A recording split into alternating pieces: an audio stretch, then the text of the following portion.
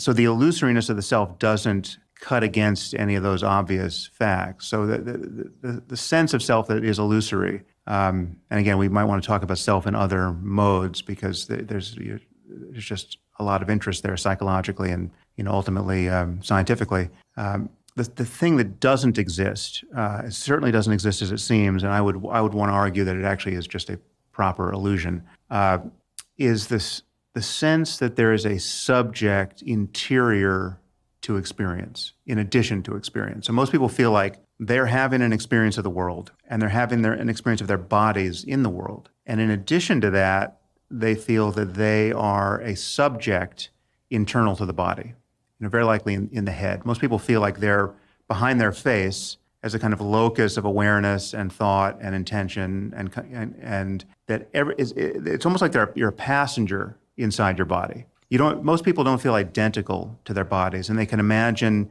this is sort of the origin, the psychological origin, the folk psychological origin of a sense of that there might be a soul that could survive the death of the body. I mean, most people are what my friend Paul Bloom calls common sense dualists, right? You're just the default expectation seems to be that whatever the relationship between the mind and the body, there's some promise of separability there, right?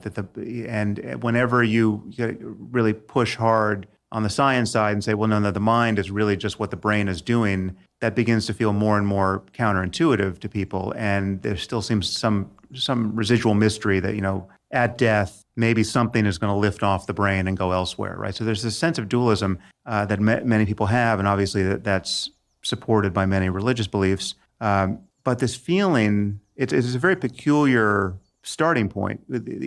People feel that they don't feel identical to their experience, right? As a matter of experience, they feel like they're on the edge of experience, somehow appropriating it from the side. You're kind of on the edge of the world, and the world is out there. Your body is in some sense an object in the world, which it's different from the world. The boundary of your skin is still meaningful. You can sort of loosely control your body. I mean, you can control your gross, and subtle, voluntary motor movements, but you're not controlling everything your body is doing. You're not controlling your heartbeat and your hormonal secretions and all of that. And so there's a lot that's going on that is in the dark for you. And then you give someone an instruction to meditate, say, and you say, okay, well, let's examine all of this from the first person side. Let's look for this thing you're calling I. And again, I is not identical to the body. People feel like their hands are out there, and if they're going to meditate, they're going to close their eyes very likely,